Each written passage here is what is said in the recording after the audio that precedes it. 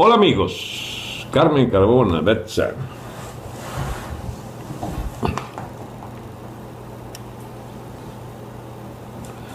Ya doctor, también de primero, punta a punta, qué bien. Enki Rodríguez, buenas tardes doctor. Aquí hay un calor enorme en esta sala hoy. Buenas tardes doctor, buenas tardes, hola doctor. Lenin Trejo, ¿está bien? Saludos, maestro, amigo. Jorge Montero, ¿cómo le va Jorge? Bien amigos, vamos a esperar que suba el piso inicial, que cada día aumenta, entonces hay que esperar un poquito, porque es muy difícil conectarse cuando todos juntos llegan. Saludos vecinos trasnochados en Abu Dhabi, qué bien. Saludos de Luxemburgo. Ahí está Corina Arias. Buonasera, doctores. Gracias, amigo. Bonsoir. Buenos amigos de Cúcuta. Ajá, Kuwait, ahí están. Es un gran placer, amigos, saludarlos a todos. Phantom tiene un problema ahí con la computadora. No sé, ojalá se le haya arreglado. No llegué a leer todo su mensaje. ¿Dónde está Enki? ¿Está Enki por allí? El tigre de Margarita, el pariente. Maracucha, saludos doctor Oscar.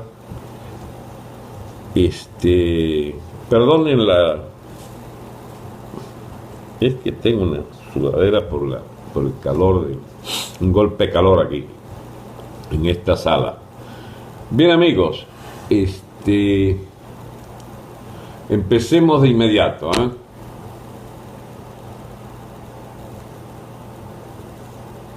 Falta un poquitito nada más, vamos a esperar que suba un poco más el piso. La duda mía es siempre que comenzar de inmediato y entonces mucha gente no ha logrado incorporarse todavía, entonces se pierde en el inicio. Por eso es que sirven a veces los saludos. Si veo que rápidamente se llega al piso por la buena comunicación, entonces arranco, pero hoy está un poco lenta. Igual están sumándose mucho con sus seguidores y eso es extraordinario porque me permite subir la audiencia. Lauce Colón está allí, Douglas Di Santi Vila también, desde Maracaibo. Le vuelvo a saludar desde Kassel, Alemania. Gracias, Wilmer. Y Juan Carlos Peroso también se unió por ahí. Caramba. Está concurrido esto hoy.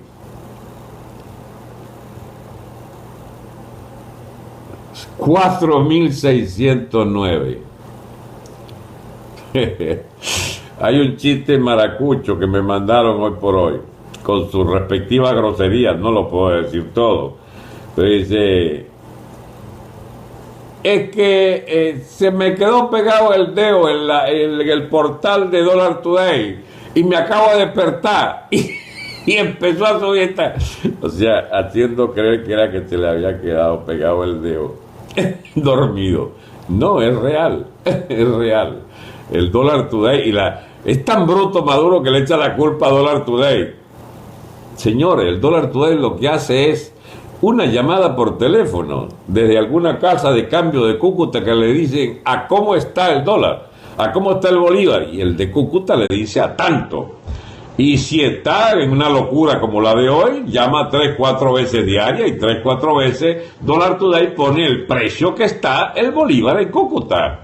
¿Cuán más devaluado puede estar? Bueno, eso se lo dice la gente de Cúcuta, porque hay muchos venezolanos que van allí, muchos con propósitos non santos, porque llevan cajas de efectivo y solamente los que tienen mucho real desocupado pueden andar con caja de huevo de efectivo. Ustedes saben que muchas transacciones comerciales se hacen en cajas de huevo llenas de billetes y de que también es normal la transacción por kilos de billetes de a 100. Entonces la gente dice, no hay efectivo. ¿Cómo va a haber si hay un acaparamiento de efectivo para las grandes transacciones que son de millones y millones? Que son, qué sé yo, $1,000, $2,000, una compra absolutamente normal de hace varios años atrás, sencillamente se transformó. Sí, Cristian fue que uno de los que me planteó esto, que lo vendían por caja. Además, ha surgido ahora la venta masiva de bolívares con comisión por la transacción financiera, pues, del bachaqueo financiero. Ahora, el bachaquero típico se sienta con una caja de esta o 2 o 3 cajas de efectivo y empieza en su cuenta de su cuenta de débito, de su punto de venta, pues, empieza a transarle efectivo a la gente y la gente pagarle con lo que tenga en el banco.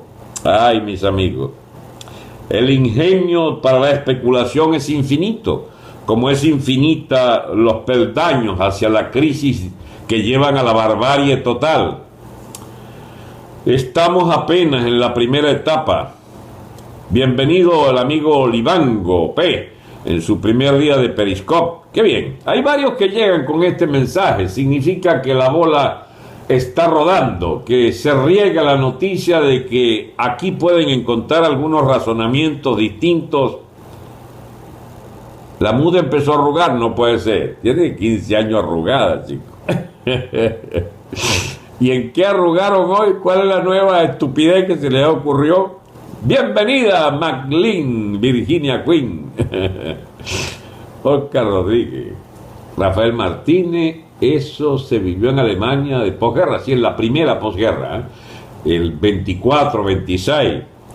Los aliados, Inglaterra, Francia, sobre todo ellos dos, más Estados Unidos, pero sobre todo Inglaterra y Francia, le impusieron a Alemania el pago de reparos de guerra, de crédito, ¿cómo se llama? De reparaciones de guerra se llama eso, deudas de guerra, pues. Y entonces, deudas por haber agredido y por haberse cogido un pedazo de Francia allí, pagar los muertos que tuvo que también invertir Inglaterra, y entonces le impusieron las reparaciones de guerra. Se les olvidó que no podían ser en, ¿cómo se llama? Que tenía que ser en lingotes de oro o algo así por el estilo, o en libras esterlinas. Dejaron aquello indefinido, me imagino, y los alemanes pagaron en marco, que era una moneda normal de aquella época. El Tratado de Versalles, exacto, que impuso los reparos las reparaciones de guerra. Y entonces los señores alemanes empezaron a pagar con marcos devaluados. Miles de millones de marcos devaluados. Lo mejor de ayer fue el insulto a Fidel. Mire, yo les pido disculpas a la persona que eso puede haberle irritado, no a los fidelistas, a eso no les pido disculpas, sino a gente que considera que uno no debe salírsele una grosería como esta cuando habla para miles de personas decentes. Hay gente que le molesta eso, ¿sabe? Y tendría yo que respetarlos más y no decir esa palabrota, pero es que es lo que provoca, Dios mío, es lo que provoca. Bien, ¿cómo está la conexión en Venezuela? No puedo. Inflación del 12.200% desde el día en que Chávez hasta hoy. Así es, el rolón. Ajá. Eso no crea que me va a pasar como a Maduro, repetir una vulgaridad por allí. Ese tipo hay que sacarlo ya. El amigo del rolón, ese que es amigo del rolón, hay que sacarlo por vulgar, sencillamente. Creo que es una vulgaridad. En Venezuela no se dice eso. Yo sin internet. Ay, Dios mío, Fanto. Bien. Empecemos entonces. Estamos ya cerquita de los 200, que siempre lo he puesto como piso inicial. Phantom, ¿qué sucederá? Que los vicios de transmisión llegan muy tarde, a mitad de la transmisión. Ay, Dios mío. Y es que está hecho trizas el internet. Milosep compartió y Erifa Franco, hola mi diva, dice Rosca Rodríguez. Cuidado pues, Erika, con las traiciones a tu Phantom. 180 y sigue subiendo, 82. Bien, yo estoy tratando de ganar un poquito de tiempo para ver cómo se estabiliza. En 2008 US Zimbabue llegó a 300.000 millones. Sí, No había dólar today, así es. Axel Foley te está preguntando aquí comentario fulano, no sé qué es. Cristian Rosales compartió la transmisión. Mis amigos, les voy a hablar de un tema hoy que tiene, por supuesto, su historia. Voy a quitar los lentes porque no voy a interrumpir. Es algo que necesito tener la memoria libre, como los discos duros que están saturados. Entonces no voy a leer nada, pero voy a hablarles de un tema que nos conviene mucho porque tenemos que ubicarnos históricamente en ese gran tema y en sus consecuencias para Venezuela. Ya van a saber por qué. Definitivamente nuestra suerte está ligada a la suerte de las contradicciones de los estados y de los estados poderosos a nivel mundial, en particular los grandes imperios o los países aspirantes a tales. Nosotros necesitamos tener como referencia lo que va a ocurrir con 4 o 5 países para aprender a ubicarnos nosotros en medio de esas contradicciones interestatales, dialéctica de estados, según el gran filósofo Gustavo Bueno y su escuela allí de eruditos. Son esa gente, cosa da envidia escucharles, porque son gente extraordinariamente, ¿cómo podría decirse?, luminarias de la cultura filosófica y de la cultura humana en general, porque recogen una tradición de 25 siglos, porque son desde, qué sé yo, estudiosos de la geometría y sus teoremas euclidianos, etcétera, y pitagóricos, hasta hoy manejan con una habilidad extraordinaria. El que quiera saber de dónde saco yo, no lo que sé, sino el eje que me permite volver sobre temas de visión global, es el método, pues, el sistema de ideas de esta gente de Oviedo, que son escolásticos, como lo fue toda la posición de la teología y de la filosofía católica a lo largo de 10 siglos, 15 siglos, y lo que fue, digamos, el estudio de la filosofía a nivel mundial a partir de lo que pudiera desmontarse del llamado idealismo alemán o de toda la parafernalia que se armó en el enciclopedismo francés, pero al propio tiempo son críticos implacables de toda la filosofía del positivismo, digamos, inglés-americano. Es decir, y todo eso en español, que es una lengua por definición filosófica, como dicen ellos, y tienen razón. Entonces, el hispanismo tiene en esa escuela de Oviedo ellos llaman eso el materialismo filosófico. El nombre no los asuste porque son gente que ha estudiado el idealismo con tal seriedad que pueden, por la boca del filósofo Gustavo Bueno, también incorporar nociones, conceptos o unas críticas de altísimo nivel a la visión metafísica, digamos, a la visión idealista en la política y sobre todo lo que podríamos llamar el monismo, eso de hacer depender toda la visión, la cosmovisión del mundo y de todo lo que pueda verse sobre la civilización humana y sobre la vida material, lo ven a partir del sujeto operatorio, que sería el ser humano, no como mente, no como ideas abstractas, sino como sujeto operatorio productivo que ha pasado por varias etapas de la civilización y todo lo que tiene es porque lo construyó con manos,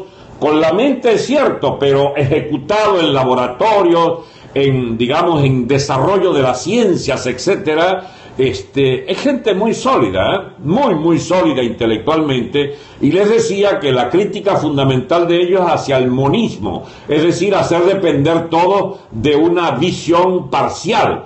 Entonces, por supuesto que pasaron por Hegel, por Kant, por Marx, ¿entiende? Y distinguen a Marx de Engels pasaron por toda la crítica implacable a los filósofos alemanes, al existencialismo de Heidegger, a toda la visión de la filosofía francesa, de Descartes, de Voltaire, del propio Rousseau, es decir, todas esas etapas de la filosofía occidental, con un gran desprecio, eso sí, por la tal filosofía china que la consideran infantil. Bueno, ellos tienen las raíces de todo este sistema de pensamiento, todo este pensamiento de ideas, vienen pues del platonismo, sobre todo, Platón y Aristóteles, por supuesto, de la academia griega, de la geometría, porque son geómetras más de uno, y los razonamientos a partir de, digamos, ejemplos de álgebra complicada o de, digamos, argumentos que solo, bueno, los estudiosos de esos teoremas y tal pueden desenvolverse fácilmente en muchas de las tesis del señor Gustavo Bueno, alcanzan a comprender la dureza, ¿cómo se podría decir?, la solidez. O sea, para ellos Marx, por ejemplo, es un punto de llegada de muchas escuelas anteriores y fácilmente, o por lo menos rápidamente superable por un sistema de ideas que deja muy atrás al marxismo. Estoy hablando con gente seria, se supone, no con aprendices que empiezan a creer que de lo que se trata es entonces de adscribirse a determinada, como una vaina pegada con pego, a no sé qué escuela, a no sé qué posición ideológica o a una posición política. Estoy hablando de una gente muy sólida y muy seria que desmantela toda la ideología alemana y que tiene, bueno, su enorme culminación en toda la basofia que significó el sustento teórico y político del nazismo alemán y la teoría de la superioridad racial y todas esas estupideces. Pero también supone una lucha implacable contra lo que fue el monismo, o sea, esa visión vulgar del materialismo vulgar marxista que se concentró en la Unión Soviética, en la Academia de Ciencias de la Unión Soviética, y toda esa parafernalia teórica, ideológica, filosófica, de lo que fue sencillamente un accidente más en la historia del pensamiento humano, dejado rápidamente atrás al no poder seguir siendo respaldado por el desarrollo del llamado socialismo, y que infelizmente agarró por derivaciones tan precarias, tan infantiles, tan tontas, como a partir de ese monismo marxista de suponer una comunidad primitiva que marchaba mediante la lucha de clases a una sociedad final absolutamente idealista, todo ese planteamiento de una comunidad de bienes y de un comunismo final en una sociedad casi paradisíaca en la tierra, o sea, ese ideal del comunismo que pasaba transitoriamente por el hombre nuevo.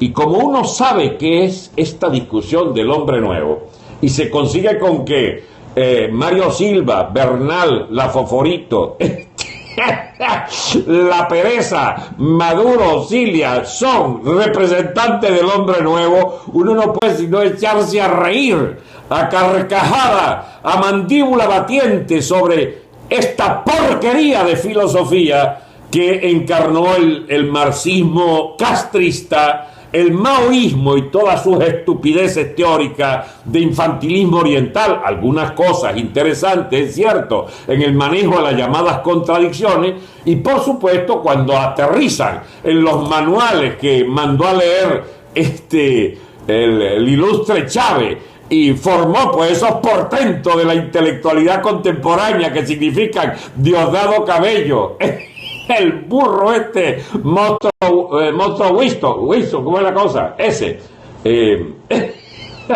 Perdonen la risa, pero es que, Dios mío, uno se da cuenta, pero pobre país, Dios mío, qué maldición nos cayó encima con esta gente.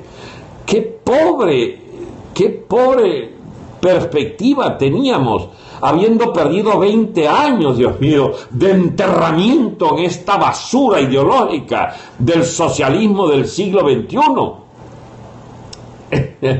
Sí, efectivamente, el filósofo Bueno murió en agosto. Bueno, este es un circo, efectivamente. Yo veo las letras grandes, o sea, No crean que miento cuando digo que no leo. Sí leo, pero poquito, allá lejos. Cuando me la ponen en mayúscula y además, no sé, a veces veo por inercia en la pantalla y puedo ver algunas cosas. Pero fíjense ustedes que yo quería hablarles hoy de unos temas que son más o menos, si no complicados, por lo menos de cierta paciencia para no para entenderlo, todos me pueden entender, pero de cierta paciencia para llegar a la médula de lo que quiero llevarles a concebir como tema de interés para ustedes, si vemos que nuestras conexiones para la próxima etapa inmediata en la economía mundial, nuestras perspectivas como nación, como país, como Estado, como economía reventada, como nos las dejan estos parásitos ladrones, requeriría de un reenfoque de grandes temas de la actualidad mundial, como por ejemplo el papel de China, la historia china, de dónde viene esa potencia china, cuál es el papel actual de China, porque nos interesa en relación a los Estados Unidos, del cual somos nosotros periferia inmediata, nos interesa respecto a la ex Unión Soviética, es decir, respecto a Rusia, a la Comunidad Europea y a estas potencias emergentes, ¿cómo se llama? La India, Pakistán, que son dos potencias nucleares desde la segunda línea, y el Medio Oriente, donde nos metió Chávez pues de cabeza, y nos habían metido los adecos y el ilustrísimo Pérez Alfonso con su creación de la OPEP, de la que yo propongo y que hice por necesidades estratégicas del Estado venezolano, pero cada cosa en su tiempo y en su lugar. Vayamos por partes. ¿Les gusta el tema? Pregunto, ¿pueden interesarse en él?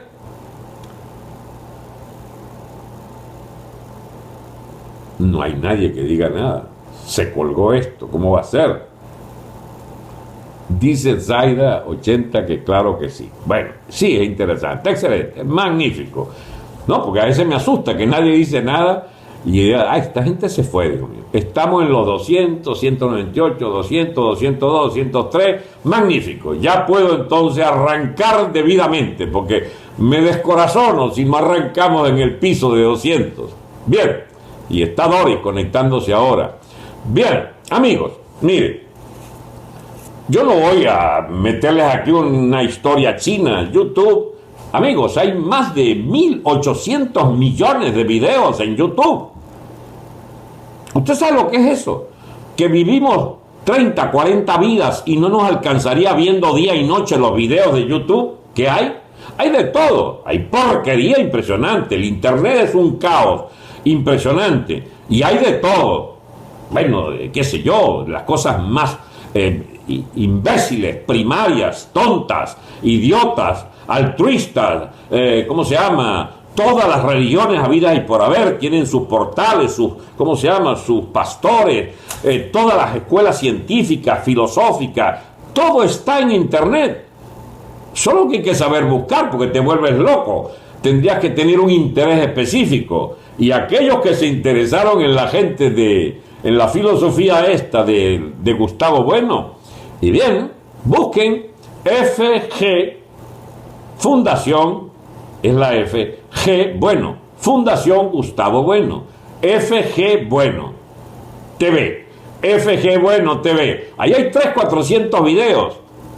Hay 132 teselas. Yo no he podido escuchar ni la cuarta parte de eso, pero es gente excepcional. Hay, por ejemplo, un amigo digo yo, como si lo conociera, que lo he visto. Sí, una vez le escribí una notita, un tal Jesús Maestro, que hace unas exposiciones impresionantemente eruditas sobre la obra de Cervantes, por ejemplo, y aplica el método de lo llamado cierre categorial, que es la teoría fundamental, el eje del sistema filosófico del sabio bueno para ellos es el sabio más importante de los últimos 3 siglos y tenemos el privilegio de que esté en español. Bueno, habrá que estar convencido de eso para decirlo. Y habrá que tener, sí, esencialmente una sólida cultura para llegar a esa conclusión. Yo no puedo, no la tengo, entonces no puedo decir que es, ¿cómo se llama? El más grande cerebro, el más grande sabio de los últimos 3 siglos. Pero le creo a ellos. Le creo a ellos cuando lo dicen, porque es gente erudita. Bueno, ese Jesús Maestro es una cosa, entre otras muchas interesantes, que la filosofía de bueno, encarna todo lo que en español implica un conocimiento de una lengua volcada a la filosofía, porque es un lenguaje filosófico. Recordó eso que yo les decía ayer, lo vi en él precisamente ayer en una conversación, de que en el siglo, ¿cómo se llama?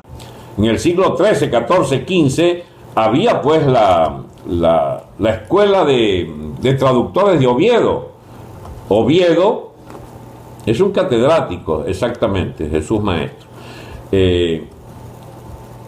Y en esa escuela de traductores, donde se traducía del griego y del árabe al latín, y del latín a las lenguas romances, es decir, empezó el español a ser, desde el siglo XII, XIII, empezó a ser el puente de las lenguas que querían ser cultas o aspiraban a ser cultas, y se transformó el castellano en lengua cultísima, que asumió todos los conceptos filosóficos de los textos griegos traducidos, Platón, Aristóteles, etc. Y es eso lo que hizo del español una lengua fortísima, una lengua impresionantemente densa y con muchos conceptos filosóficos, o sea, ideas filosóficas están contenidas. Usted agarra, pero muchísimas palabras. Usted agarra la palabra nada, por ejemplo. Nada es una palabra de español. Y resulta que la nada es una de las palabras que son más, que centran una cantidad de debates impresionantes en la escolástica a lo largo de siglos. O la palabra sustancia, por ejemplo.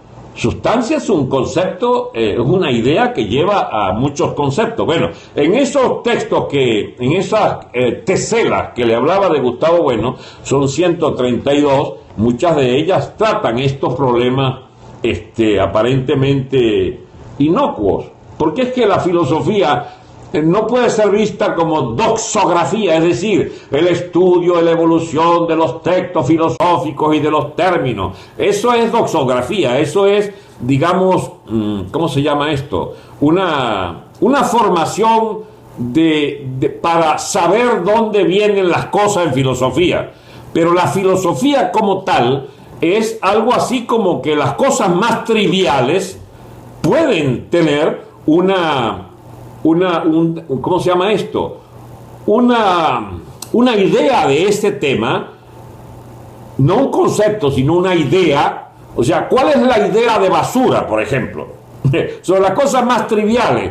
Hay complicadísimos temas filosóficos a debatir y a desarrollar a partir de los temas más insignificantes. Y eso fue una tendencia en los años finales de los 60 en la Escuela de Filosofía Española, impulsada en buena parte por este señor, por este sabio Gustavo Bueno, donde se hablaba y se escribía, por ejemplo, filosofía de la coquetería, filosofía, la telebasura, toda, por ejemplo, una crítica implacable sobre la televisión como gran instrumento que objetiva frente a ti, frente a la pantalla, las porquerías de la civilización concreta que viven los humanos, y que la gente no alcanza a distinguir que detrás de esa telebasura, de sus novelas ridículas, de sus programas detestables, hay una cantidad de nociones filosóficas, de líneas ideológicas que le acuñan basura en la cabeza a la gente, y bueno, merece estudiarse la telebasura. Él ponía siempre ejemplos muy, muy ocurrentes, ¿no? Dice que la filosofía, mucha gente filosofa, hay filosofía de todo. Se refería en una oportunidad a este filósofo ahora, el bailarín Gadés, que él ve en un programa de televisión y alguien hablaba allí, es que Gadés tiene una filosofía en su baile. y entonces Gadés interviene y da unos pasitos allí de su danza, ¿no? En eso consistía, dice él, la filosofía de Gadés. Bueno, hay otro que le hacen una pregunta, por ahí un bodeguero, un tabernero de, no sé, de Sevilla, que le preguntan, ¿y cuál es su filosofía? Mi filosofía es muy sencilla, se reduce a 3 palabras, dice este hostelero, jamón, jamón y jamón. Bueno, él era vendedor de tapas allí, y jamón, era su filosofía. Ahora, curiosamente, en Sevilla, que fue parte de lo que se llamó el andaluz, es decir, la zona sur, sobre todo la Andalucía, pues de España, que fue ocupada por los moros, por los árabes y por el Islam, por el islamismo, cuya religión proscribe el cerdo, pero lo proscribe como un animal inmundo que no se puede ni tocar, el jamón menos. Decir mi filosofía es jamón, jamón y jamón equivale en Sevilla a decir algo así: islamistas, absténganse de venir por acá, porque aquí el centro de este negocio es el cerdo, y el cerdo en su expresión más exquisita, que es jamón, jamón y jamón. Vean ustedes cómo detrás de a veces un simple concepto casi tonto de un hostelero había por detrás de ello pues toda una discusión muy interesante sobre el contenido último de esa filosofía sencilla de la gente, de creer que, bueno, tiene filosofía, pues en su noción. Hay una filosofía del juego, alguien dice la filosofía del ajedrez, porque ¿qué es la filosofía? ¿Es la discusión o es digamos, la reducción de lo conversable a las ideas sobre el asunto? No los conceptos. Concepto es el desarrollo aplicado, concreto, aterrizado de las ideas. Es decir, la ciencia maneja conceptos, maneja desarrollos complejos, cerrados sobre lo que es el cuerpo de los ¿cómo se llama esto? De los teoremas, de las leyes. Es decir, hay leyes físicas, hay leyes químicas, hay leyes biológicas que se cumplen y cierran categorialmente esa ciencia. Gustavo Bueno precisamente plantea en una teoría que, digamos, la elaboró en muchos tomos allí, la teoría del cierre categorial, es decir, cómo las ciencias que van respondiendo en su máximo nivel de desarrollo a ese cierre conceptual, a ese cierre, digamos, de sus conceptos, pues ya entonces escapan a lo inexacto de, por ejemplo, muchas ciencias sociales o de cosas propias de la cultura humana. Por ejemplo, difícilmente por una ciencia de la música.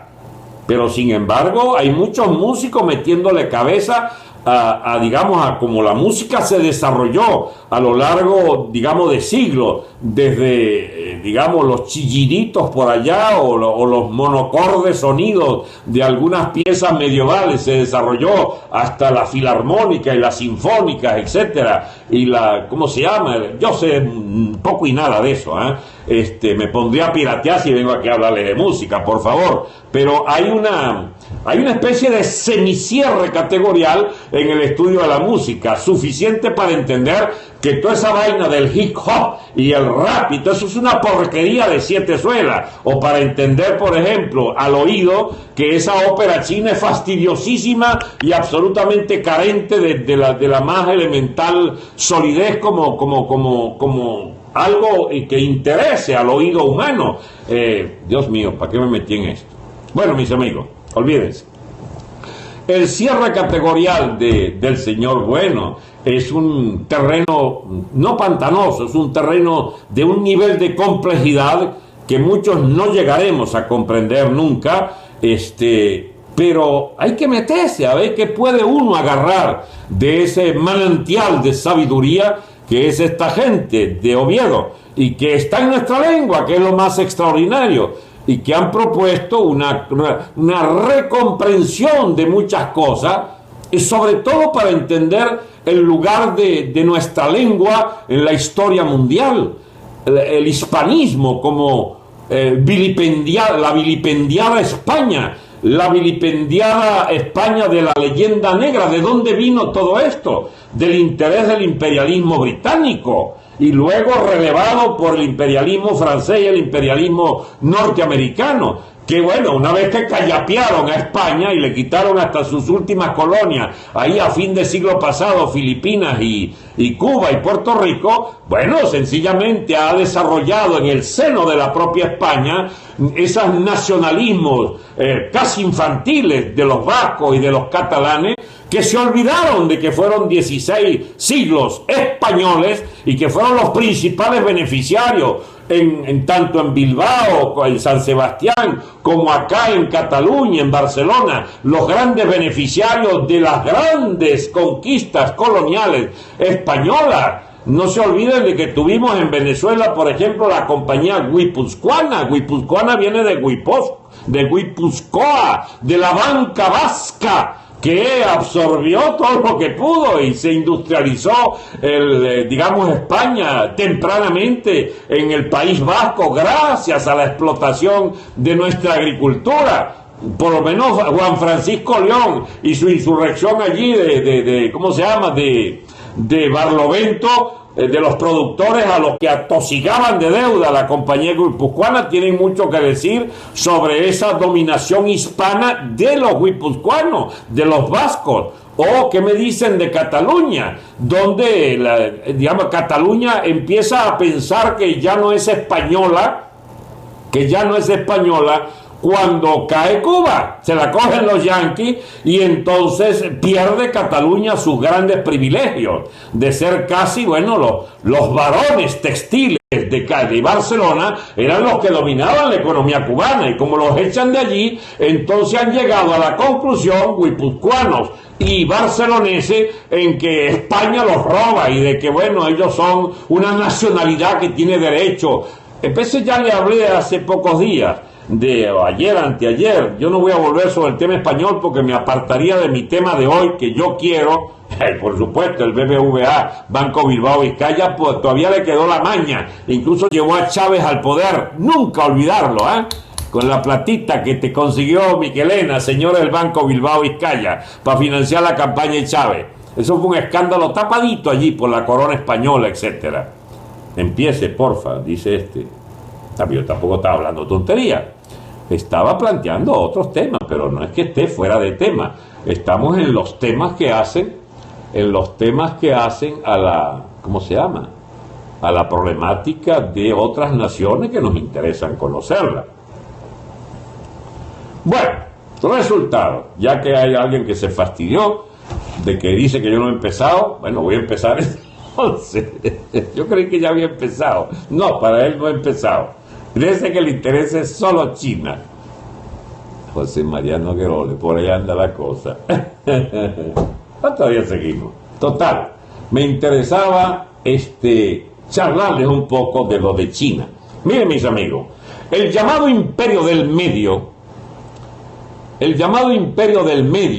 el imperio del centro, que era pues esta maravillosa cultura, como les repetía, ¿cómo se llama?, de filosofía un poco infantil, ¿entiende? Pero bueno, ellos ni tan infantil, porque inventaron la pólvora, los cañones empezaron fue allí, al parecer, bueno, dicen que la imprenta también era china, bueno, la prueba de que los fuegos artificiales manejados con pólvora vienen de allá es que nadie fabricó más cohetes que los chinos.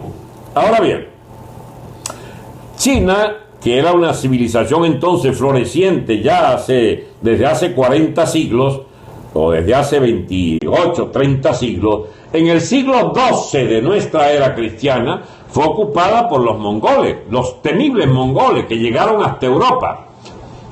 Y los ocuparon, los sojuzgaron los mongoles, y tuvieron una dinastía mongol, no recuerdo cómo era que se llamaba, Abao, algo, hay una Ao. Y después del siglo XVII, Manchuria, que es esta parte noreste, que la ocupó Japón ahora en el siglo XX, en el 1930 y pico, Manchuria el llamado Manchukuo por los japoneses, también pues montó una dinastía en el siglo XVII, o sea, 3 siglos antes que la invadieran los japoneses. Manchuria era esa zona próspera del noreste de China que puso también su dinastía manchú. Para mí manchú, lo único que yo sabía de los manchú cuando estaba chiquito era que había una especie de mago en un programa de televisión que se llamaba Fu Manchú. Me imagino que viene de ahí, de los manchú. La Manchuria, bueno, que dominó entonces esa dinastía manchú de toda China, duró, amigos, hasta 1910. 1910. Cuando el doctor Sun Yat-sen, formado en Inglaterra, abogado, etcétera, bueno, lanzó el movimiento nacionalista chino que llevó como consecuencia, digamos, de toda la guerra, de la Primera Guerra y de todo el desbarajuste mundial para esa década de grandes cambios, los años 10 al año 20, allí se cuaja pues la independencia china, la anulación de China de la dinastía manchú, y se constituye la República, 1910, 12, 15, por allí. Es un proceso accidentado porque hay toda clase de trifulcas internas y de disturbios, etcétera. Y Sun Yat-sen era no solo nacionalista, sino algo como prosocialista también. Al punto que Lenin y los comunistas rusos, cuando gana la revolución, pusieron al doctor Sun Yat-sen como presidente honorario de la Internacional Comunista, del Comintern, fundado en 1919, tras la victoria de la Revolución Rusa de Lenin y de Trotsky. Pues bien, el doctor Sun Yat-sen murió tempranamente en los años 20 y dejó algo así como un lugarteniente. Era un jefe militar llamado Chiang Kai-shek. Chiang Kai-shek, mis amigos, duró 50 años más. Desde su juventud al lado de Sun Yat-sen, el señor Chiang Kai-shek es ya una figura importante cuando masacra la insurrección de Cantón, auspiciada por los comunistas de Chen Tu-hsiu y de Mao Zedong, era Chamín todavía. El Partido Comunista Chino fue masacrado y con él, no sé, 20, 30, 40 mil obreros en la llamada comuna de Shanghái y en la comuna de Cantón. Y los masacradores de esa insurrección obrera en el año 28 eran el masacrador era Chiang Kai-shek y el partido del Kuomintang, el partido nacionalista chino Kuomintang. Pero los japoneses invaden China. Los comunistas bajo la dirección ya de Mao Zedong se fueron al campo, a la nórdica ya y perdida provincia de Hunan, en una larga marcha que los comunistas chinos plantearon siempre como una gran victoria, la larga marcha. Resulta que no hay peor ridículo que la tal, y no hay peor tragedia que la bendita larga marcha, porque salieron 500.000 de chinos a marchar con Mao Zedong y llegaron 20.000 allá arriba. O sea, ¿cómo es que es una victoria, una marcha que arranca 500.000 y llegan 20.000 sobrevivientes? Bueno, pero es que allí entonces nació la perspectiva de la República Popular ya sobre las bases sólidas del Hunan de Mao. Bueno, sigue la historia. Los japoneses invadieron todo el Manchukuo hasta montaron un estado fantoche con el último era un niño, el último emperador manchú entonces captaron al tipo y lo pusieron allí de emperador de Manchukuo, servil a Japón. Bueno, eso para los chinos les cayó la locha, como dice, carajo, cayeron en cuenta de que la monarquía podrida definitivamente no solo era podrida, sino que era capaz hasta de aceptar la humillación y ser un agente de la humillación japonesa ante el pueblo chino por este emperador servil a Japón. Pero entonces los republicanos del Kuomintang siguieron esa guerra en 2 frentes. Una guerra antijaponesa contra la invasión de Japón y una guerra civil entre los comunistas y el Kuomintang. Es decir, El Kuomintang era una agencia, Puyi, exactamente, gracias al amigo Jorge Montero, el emperador Puyi. Bien, el partido Kuomintang de Chiang Kai-shek era financiado por Estados Unidos, fuertemente armado, fuertemente corrupto también, y muchas de esas armas iban a parar a las guerrillas comunistas, vendidas por oficiales o por soldados del nacionalismo, ¿cómo se llama?, corrupto de Chiang Kai-shek. Logran derrotar a Japón. Ellos habían hecho un esfuerzo impresionante. La gente desconoce a veces que esa bendita Segunda Guerra, es cierto, le costó a los alemanes 10, 15 millones de, ¿cómo se llama?, de muertos. 10 millones, no sé cuánto, los italianos tanto, ingleses 1 millón, americanos 300.000, 400.000 creo que murieron. A la Unión Soviética le costó 25 millones de muertos. Y a los chinos 20 millones, chicos. 20 millones de muertos en esa Segunda Guerra. En total fueron 60 millones de muertos exactamente. Entonces, vean ustedes la tragedia inicial de ese país. ¿De dónde viene la tal China? Mientras nosotros teníamos aquí un lío con Medina y los adecos y los copellanos, y que Caldera no debe ser, Caldera palió a Leo, y Caldera de la UNE, que era profascista y no sé qué cosa. Dios mío, estaban matando 20 millones de chinos, chicos, en esa misma etapa. Y habían 25 millones de rusos también muertos de hambre y de la guerra.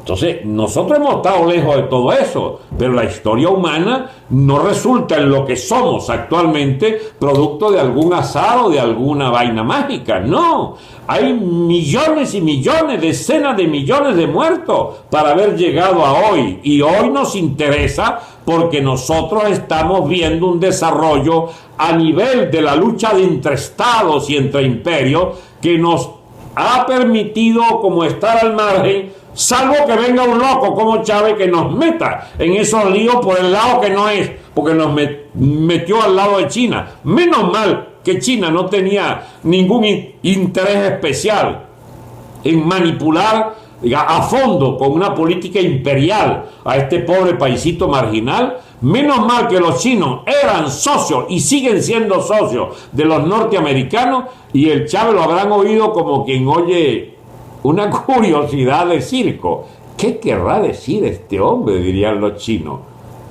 ¿Qué querrá decir con esto? Entonces les recordaba, estas eran las locuras que decía Mao, porque los chinos son unos robles vivos. Ellos tienen a Mao en la moneda. Mao es el fundador de su república, pero lo más alejado de Mao Zedong son los líderes comunistas maoístas chinos, que son unos tipos, unos burócratas brillantes del Partido Comunista por interés, porque sigue siendo Partido Comunista Chino el partido guía, dueño, totalitario del poder chino, solo que con muchos ricos ahora en su fila, con muchos millonarios, pero con plata producida por el enorme desarrollo del capitalismo chino. Pero vuelvo un poquito atrás porque si no se me complica la cosa.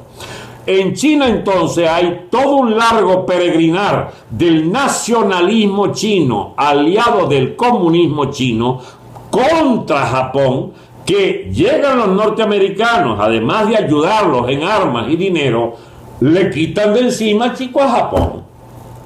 ¡Pam! Hiroshima, Nagasaki, el desalojo de todas las tropas japonesas del Pacífico sur oriental allá, y entonces, chicos, gana, mejor dicho, vuelve con toda su fuerza la guerra civil que tenía interregno de lucha común contra Japón, pero apenas sacan a Japón, entonces vuelve la lucha entre el Kuomintang y el Partido Comunista. Y el año 49, luego de una, digamos, marcha impresionantemente ágil de los ejércitos comunistas que al mismo tiempo repartían las tierras y hacían una vasta reforma agraria y colgaban por el pescuezo a todos los colaboracionistas japoneses, etcétera, va ganando terreno y se constituye la República Popular China, que gana entonces el poder en 1949. Eso está ahí mismito. Al parecer Stalin no quería el triunfo chino de Mao Zedong y de los comunistas. Ya veía el zorro Stalin que estos chinos podían traerle problemas más adelante a la propia Unión Soviética. Estuvieron a punto de ir a la guerra en los años 60. Muy bien, esa es otra historia.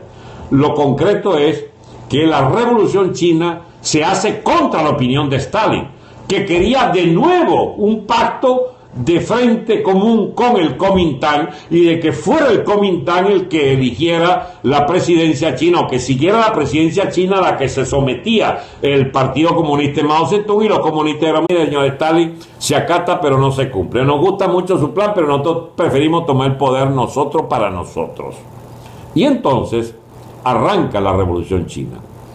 La Unión Soviética se resigna: vamos a ayudar a estos locos para controlarlo. Y entonces, pero el año 43, a escasos 4 años, donde hay una ayuda masiva de la pobre Unión Soviética, que había quedado devastada por la guerra, sin embargo hacen un gran esfuerzo para ayudar a China a industrializarla, a sacarla del atraso, etc. Entonces en China había el intento pues de no ser tan drástico en las medidas del colectivismo, porque del colectivismo agrario sobre todo, porque la pequeña propiedad familiar, etcétera, en el campo permitía pues digamos una subsistencia allí, pero de potencia de segunda, de tercera categoría. El problema viene cuando muere Stalin el año 53, y el año 56 Khrushchev lanza lo que se llama en Rusia, la Unión Soviética, la desestalinización. El 20 Congreso, el Congreso número 20 del Partido Comunista de la Unión Soviética, hace un informe el señor Nikita Khrushchev, que denuncia los crímenes de este Stalin, y eso, bueno, sorprendió mucho a los chinos, porque los chinos eran stalinistas, aunque Stalin no los ayudó mucho, digamos, antes de morirse. Sin embargo, bueno, eran fanáticos de Stalin, o sea, les gustaba la fórmula de Stalin. Y lanza Mao Zedong una cosa horripilante que se llama el gran salto adelante.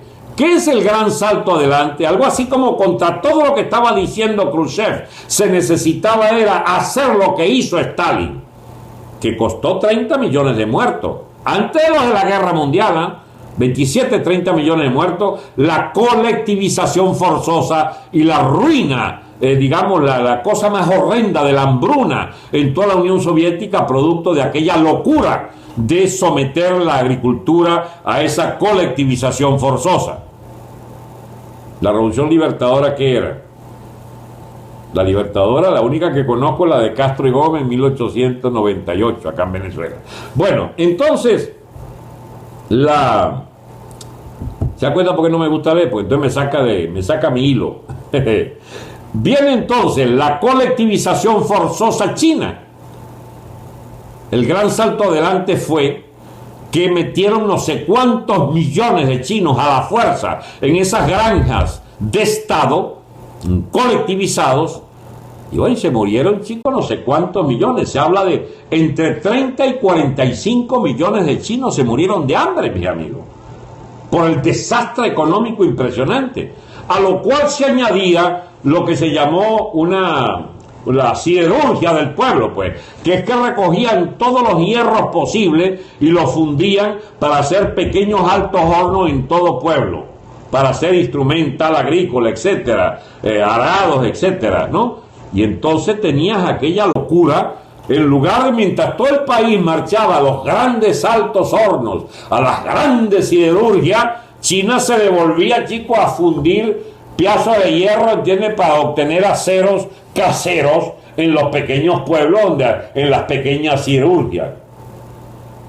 Y bien, amigos, ese gran salto adelante resultó en el mayor desastre de la historia china. Acogotado de problemas, China entonces reaccionó y se inició el desplazamiento de Mao Zedong, el gran líder fundador de la burocracia china y de la hegemonía del Partido Comunista. Quedó en minoría en el partido.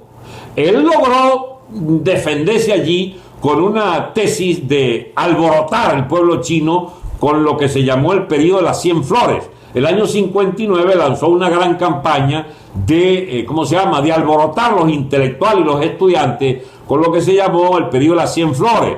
Textualmente dijo que nazcan 100 escuelas, que florezcan 100 flores del pensamiento, que el pensamiento libre asome en toda China y que se llene el país de la libertad de pensar. Bueno, muy bien, entonces la gente agarró, pero lo que estaban era cazando a ver todos los críticos y todos los librepensadores para envainarlos al año siguiente, que hubo grandes redadas de librepensadores que habían creído en lo de las 100 flores.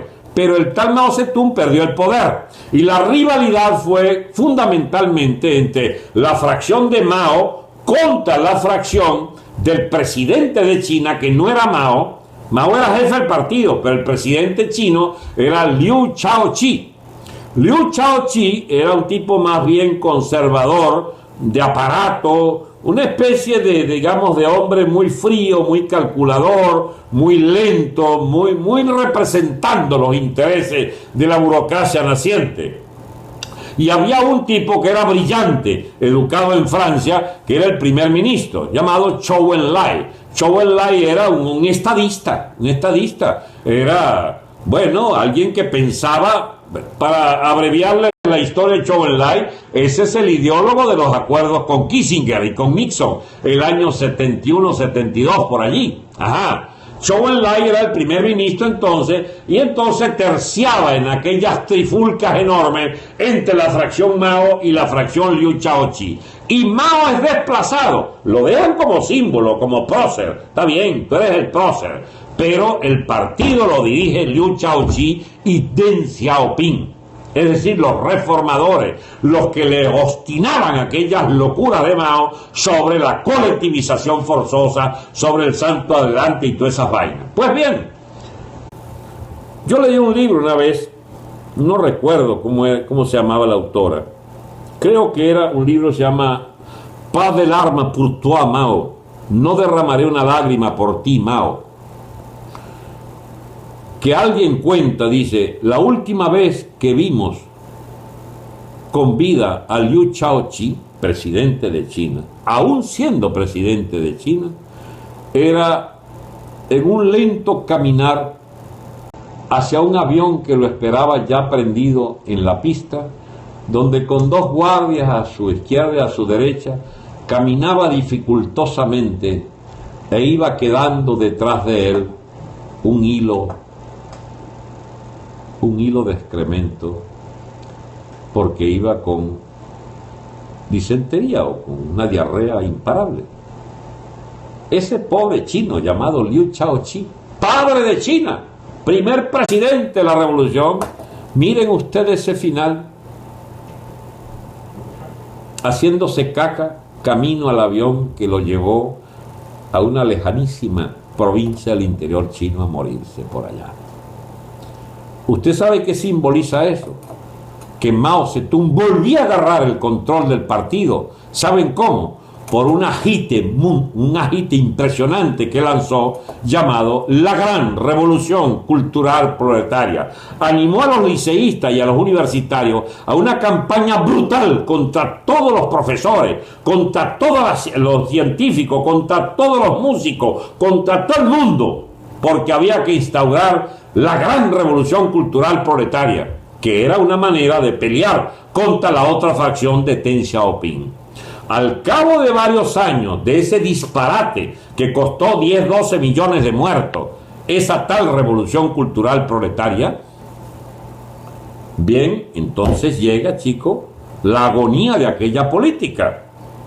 La agonía porque se pasaron a un desastre y a una anarquía tal que entonces Mao no le quedó otra que resignarse a que las Fuerzas Armadas pararan aquel caos, y nombró a un tipo llamado Hua Kuo-fen.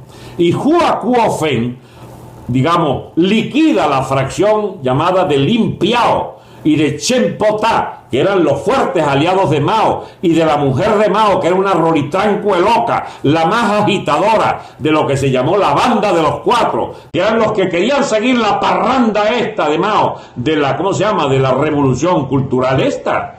Y el Hua Kuo-fen con el ejército Y entonces logran parar la cosa y restituyen poco a poco en el poder a Deng Xiaoping. Otra vez la fracción conservadora, pero esta vez la torta de Mao había sido tal y la banda de los cuatro habían puesto en peligro la existencia misma de China, que entonces viene esos dos libros. Son interesantes, Nacarcila. Bien, el retorno de Deng Xiaoping es entonces la esperanza para rehacer China.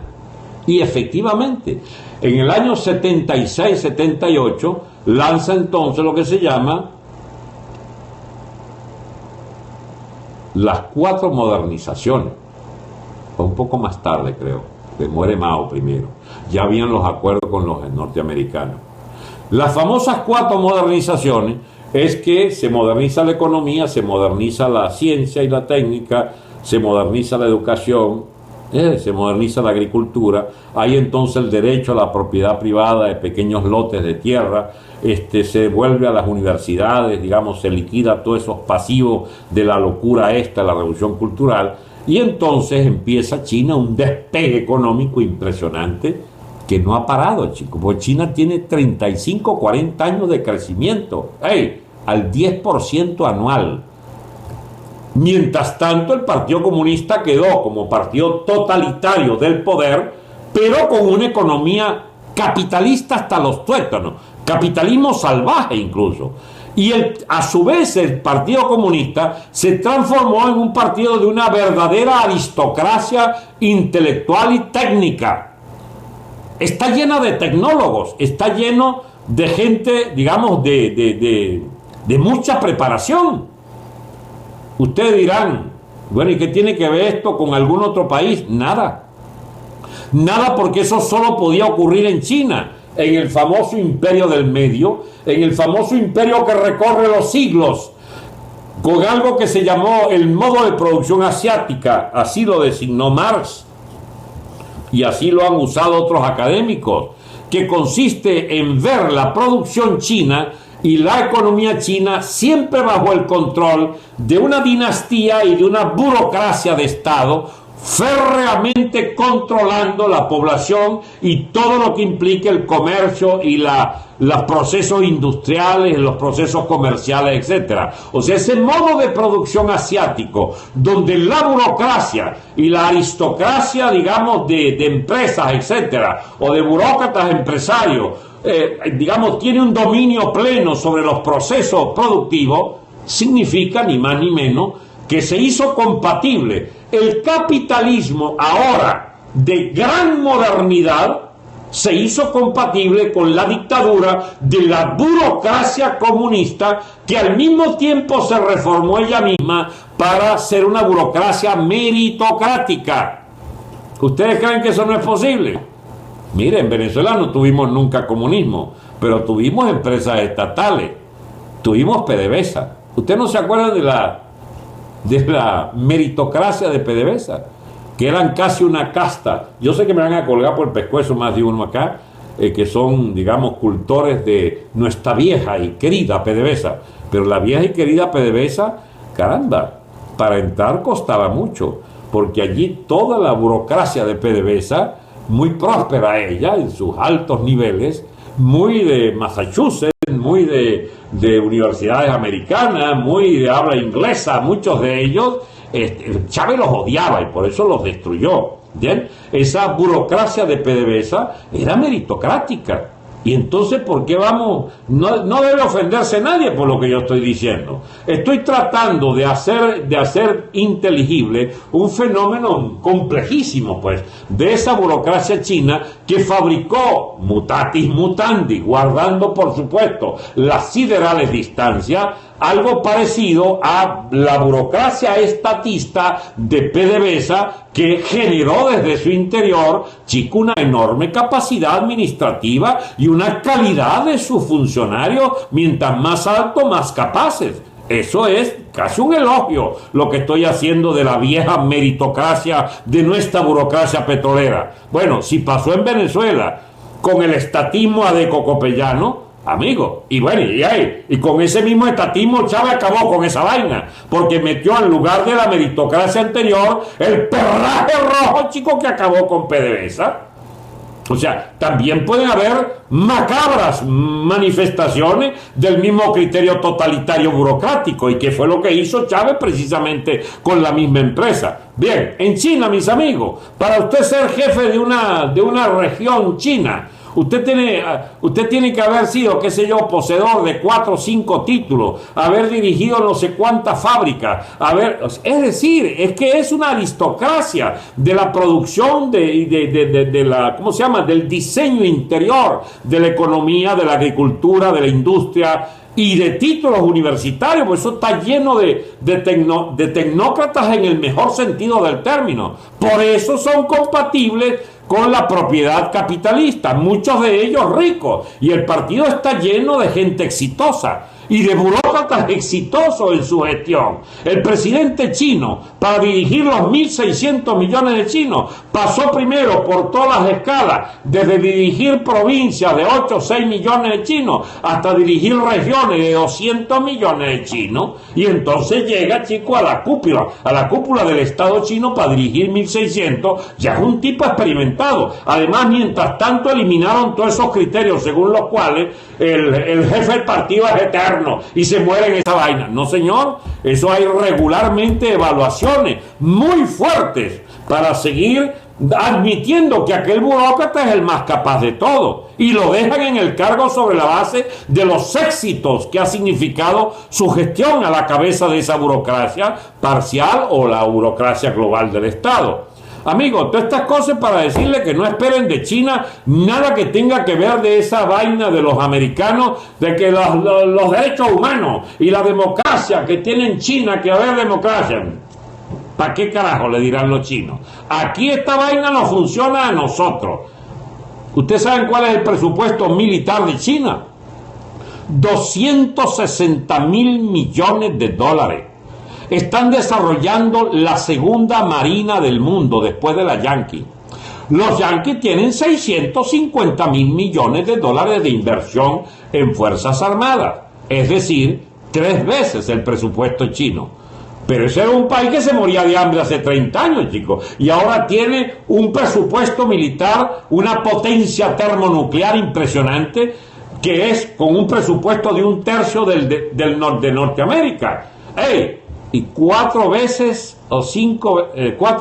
el presupuesto militar de la que era la Unión Soviética, de Rusia, que es una superpotencia. Pero mire, la tendencia es que China iguala y puede superar a Rusia en materia militar, y cuidado, como iguala a los Estados Unidos antes de 15, 20 años. Amigos, la potencia china no es una potencia imperialista como en el pasado, pero sí tiene sus cuentas pendientes allí en el vecindario, que el Vietnam, una vez que hizo la guerra a Estados Unidos y tuvo que irse porque los propios norteamericanos le echaron a perder esa guerra a Kennedy, a Johnson, a Nixon, por no hablar de ¿quién fue? Carter, que estuvo ahí. No, Carter ya estaba de salida. Ford fue después de Nixon, cuando sacan a Nixon por el Watergate.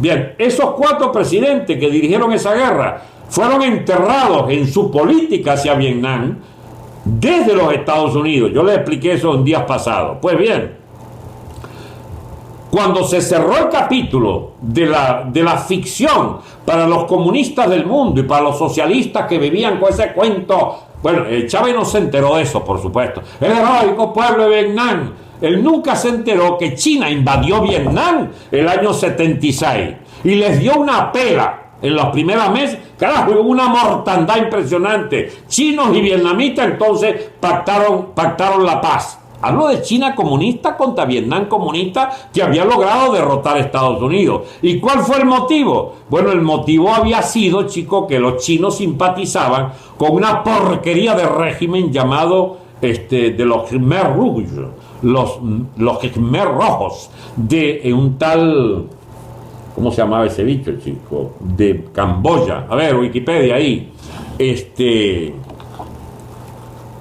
Bueno, era un bárbaro que resolvió que la población urbana debía irse a la población, a los campos. Y hubo una hambruna impresionante, chico, en Camboya. Ese Pol Pot, gracias Yoyita. Pol Pot efectivamente, y hubo una guerrilla polpotiana en Perú llamada Sendero Luminoso, que Dios mío, muchos peruanos cuando empezaron a entender de dónde venía la ideología maoísta de estos tipos, supieron que era no tanto maoísta como polpotiana, es decir, que venía la barbarie para Perú.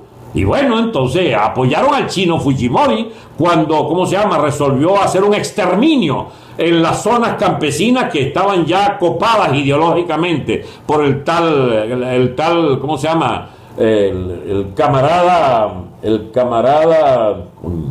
¿cómo se llama ese bicho?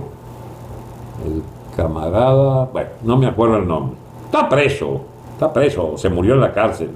Ese le hicieron un juicio preso y con los jueces allí enfrente. El camarada Guzmán, exactamente, Abimael Guzmán, chico, aquí hay gente enterada, me he fijado. Está preso todavía, Yoyita. Abimael Guzmán, exactamente. Entonces, Abimael Guzmán era la cabeza de esa guerrilla Sendero Luminoso de Perú. Dios mío, si hubieran ganado esos bichos. Camarado. Bien. Entonces China, que apoyaba a estos bichos allá de, ¿cómo se llama?, de Pol Pot, Vietnam lo vio como un peligro para ellos y entonces invadió Camboya, pero tuvo que retirarse y después un armisticio y tal, entonces dejaron que los pobres camboyanos resolvieran qué hacer con su país. Dios mío, esto acaba de accidentarse, el YouTube. Ok. Espero que haya seguido transmitiendo, amigo. Sí, parece que está en vivo. Bien. Vietnam había ocupado Laos, se quedó entonces con una influencia en Laos, tuvo que desocupar Camboya, que le dieron, digamos, incluso influenciando desde Francia, etcétera, y las potencias occidentales, la posibilidad de volver a su rey Sihanouk y no sé qué cosa, etcétera, y dejar entonces quieto ese pobre país ya liberado de estos locos de remate de los Pol Pot y compañía. Y entonces tienen ustedes que se derrumba el mito Vietnam y las guerras entre comunistas, pero ocurre entonces que China es una potencia regional en pleno desarrollo que tiene ya una marina impresionante con la que aspira por lo menos tener vistiado a Japón, que chico, les echó mucha varilla, hubo mucho millón de chinos muertos, chicos, por la invasión japonesa, y esa herida está abierta. También China quiere, digamos, que le reintegren a Taiwán, que nunca han querido los norteamericanos, la famosa isla de Formosa, es decir, la isla de Hermosa, bautizada así por los portugueses.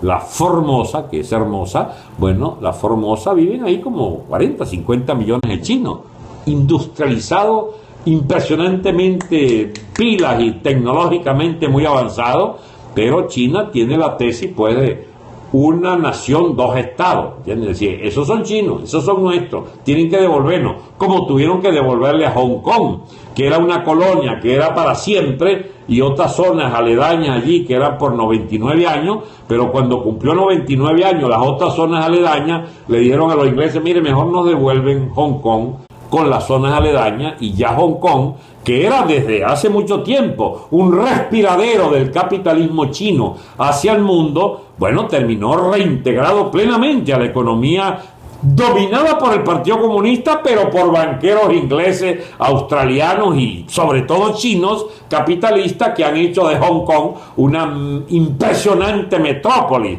para toda el Asia, una capital de las grandes finanzas para el Asia.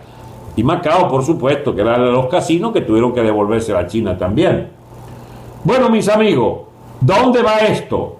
Bueno, esto va a que China está comprando muchas tierras en África y que quisieron venirse para Venezuela porque ellos quieren es comprar muchas tierras, pero trayendo chino para cultivar, para mandar para China. Comida, porque tienen un serio problema. Tienen dos problemas. Primero, que las costumbres de control de la población, que siguen en explosión, ya van en 1.600 millones de chinos, ellos han adoptado lo del control de natalidad forzoso, lo del aborto obligatorio. Y si ya no es tan obligatorio, porque si nace varón, lo dejan. Si es hembrita, la dejan y le permiten buscar el varón, como dice a la pareja. Pero si ya tienen 2 hijos, hembra y varón, prohibido, tienen que abortar el tercero. Pero es que muchas familias, pero eso es impresionante, dicen, no me consta, yo no puedo decir que es sumamente científica la fuente, pero es común encontrarse autores que hablan sobre China, que hablan del asesinato masivo de niñas, recién nacidas, por supuesto. Si no abortan, ven, no es niño, liquidada. Se parece mucho a la costumbre de Roma, mis amigos, que el infanticidio era masivo contra las niñas. A mí me da tristeza hablar de eso, pero es que hay países donde imperan cosas, Dios mío. Hay 2 cosas que a mí me han impactado siempre, pero me turban, ¿entiendes? Eso del asesinato de las niñas en China y lo de la oblación del clítoris en los países árabes islamistas radicales. Es una cosa, pero Dios mío, pero ¿cómo es posible que la humanidad todavía esté en esto? Las niñas recién nacidas se encuentran en la basura, muertas. Bueno, mis amigos, esa gran China que crece a una velocidad impresionante de hace 35 años y que tiene ya unos 14 mil dólares de ingreso per cápita. Estados Unidos tiene 54, 55. España tiene unos 30.000. Nosotros no corremos ahí, mis amigos, porque el ingreso per cápita con Maduro debe estar por los 100 dólares anuales. Da vergüenza hablar de ingreso per cápita tratándose de este gobierno de piltrafa este. Pero les digo, aún con un ingreso per cápita de 14 mil dólares, China viene, pero Dios mío, con un avance impresionante, chicos. Pero no se les ocurra creer que necesitan las libertades y el modelo norteamericano. Esa manía que agarraron los Clinton y estuvo por allí algunos yanquis también exigiendo, los chinos ya lo convencieron, mire, quédense quietos. Esta vaina es nuestra y nosotros no vamos a hacer el modelo occidental que ustedes han propuesto. Arabia Saudita los habrá convencido de otra manera. Los habrá convencido que no se metan con su expansión como potencia militar regional del Medio Oriente, porque les compran 80.000 millones de dólares en armamento a los Estados Unidos por año. ¿Cómo les quedó el ojo? ¿Por qué este debate sobre China? Chicos, porque nosotros tenemos que entendernos con esos chinos. Porque estos carajetes nos dejaron endeudados con esta gente. Y nosotros no podemos decir a ellos, a los que Estados Unidos le debe 3 trillones de dólares o 4 trillones, porque son los que pichan todos los años 100.000 millones de compra de letras del Tesoro norteamericano. China es una potencia impresionante desde el punto de vista financiero. Es la primera potencia financiera del mundo, mis amigos. Bueno, ahí le dieron a los vagos estos chavistas 20, 30 mil millones, 40 mil millones del tal fondo chino. Nadie sabe por fin cuántos son los millones que le debemos. La mitad de esa vaina se la robó Ramírez y su combo. ¿Dónde vieron ustedes esos dólares? O los trajeron los chinos para debérselos nosotros a China, pero se robaron los que había en Banco Central para sus maniobras Cadivi, para sus empresas de maletín. El desfalco, amigo, que implican los fondos, digamos, del fondo chino y de las reservas internacionales saqueadas por la élite de voraces ladrones chavistas y boliburgueses y bolichicos. Esas cuentas no están claras, ¿sabe? No están claras. Hay que sacar esas cuentas. Pero China es un gran mercado. China puede ser un enorme comprador nuestro de petróleos.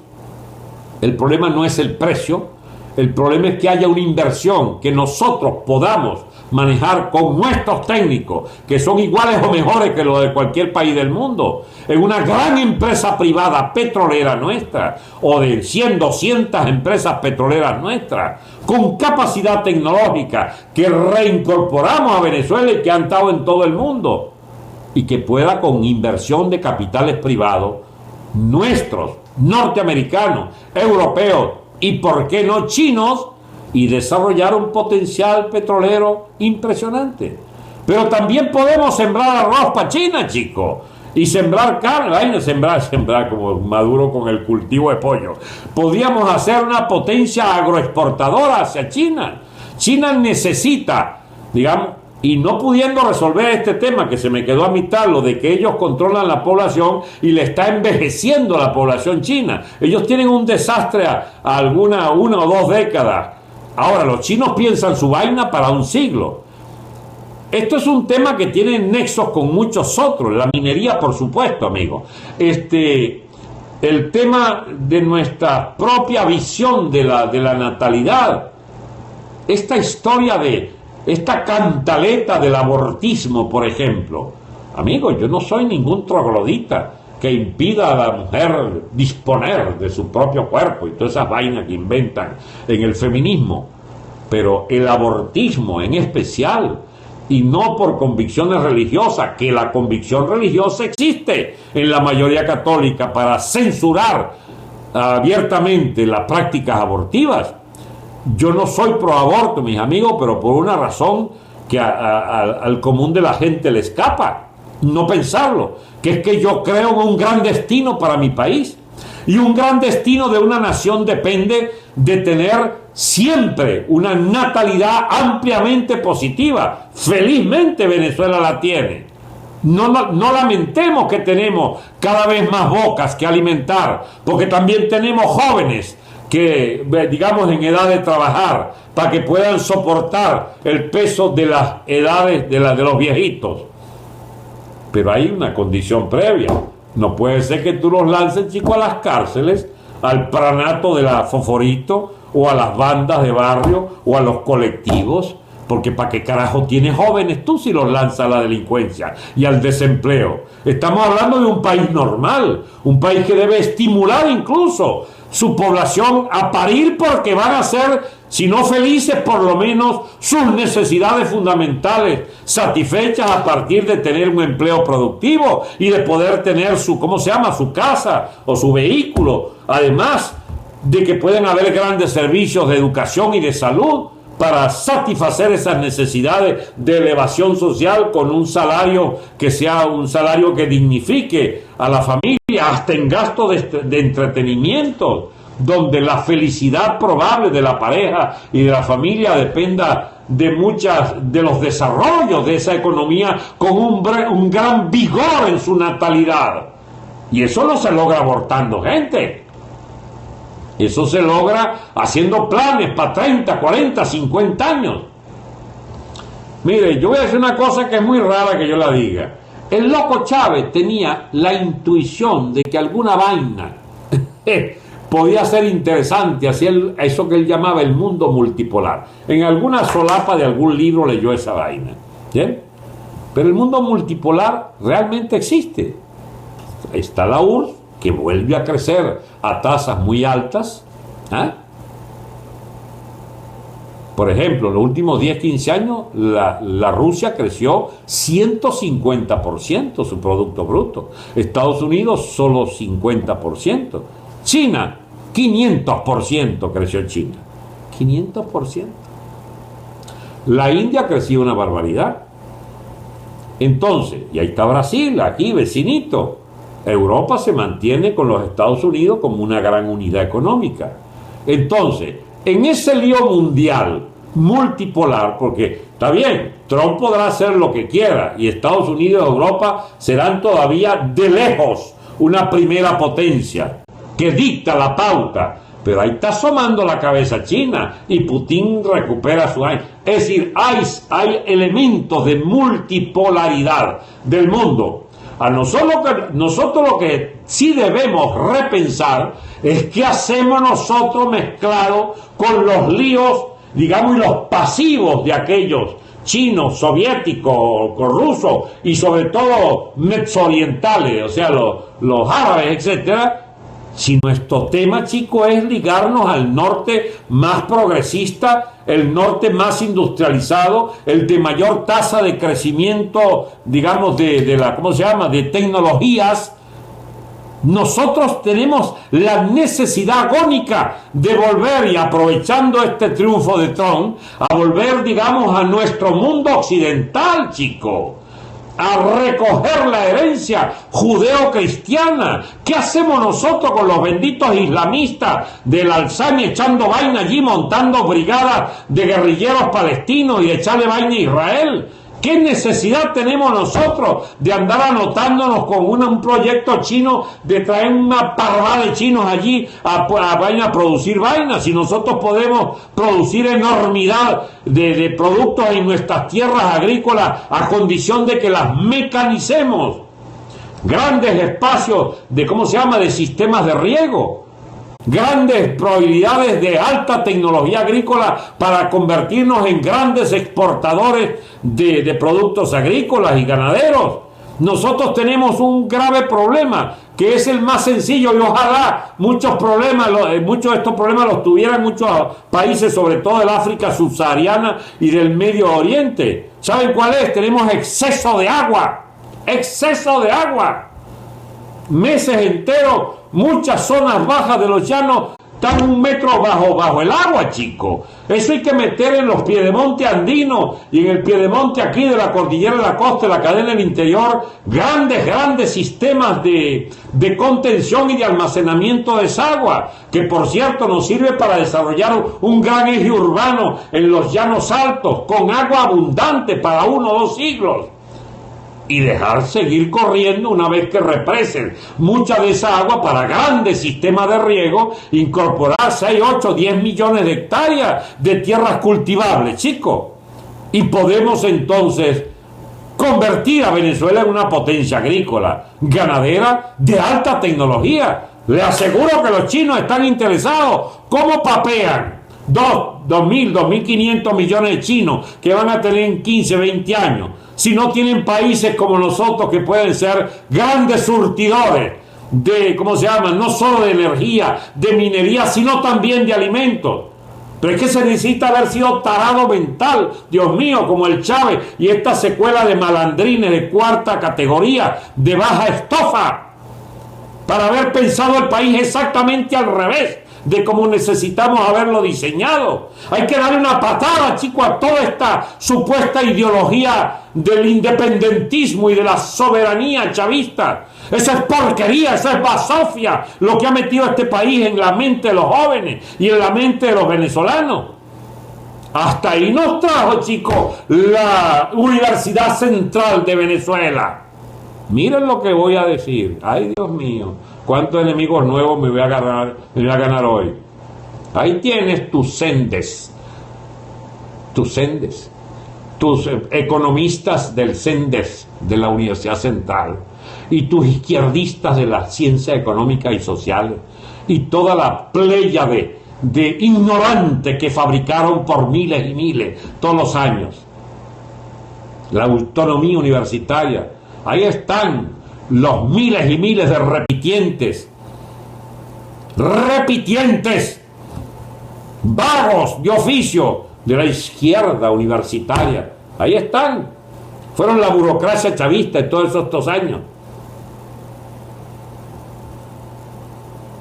¿Y qué vamos a hacer con un país enfermo de todas esas teorías desacreditadas, de todos esos posicionamientos ideológicos absolutamente en bancarrota, de toda esa vaina procubana, pestilente, no procubana, procastrista, que es una vaina muy distinta, porque han podido escoger los cubanos de Miami como paradigma de lo que puede ser un pueblo que, habiendo perdido su tierra y su estado, sin embargo es una colonia impresionantemente, progresista, educada, de alto rendimiento en el trabajo, con sus fallas, por supuesto, en la comunidad del sur de la Florida.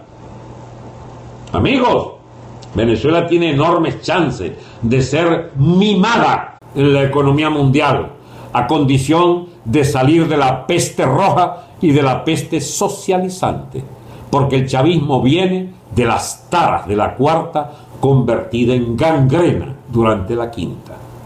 Y la ruptura necesaria para empezar echando a patadas este régimen de bárbaros, de ignorantes de siete suelas, la ruptura verdadera es construir por primera vez en 60 años, por primera vez, aquí esto se me cayó,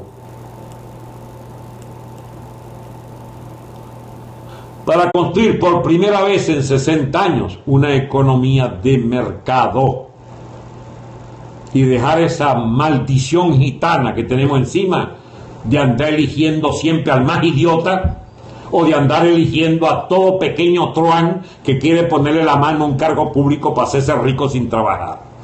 Si nosotros tenemos implacables normas de selección de nuestros funcionarios públicos que tienen que ser bien pagados, y si tenemos sobre todo el más alto baremo para juzgar a los aspirantes a todo cargo de representación pública, donde los ignorantes y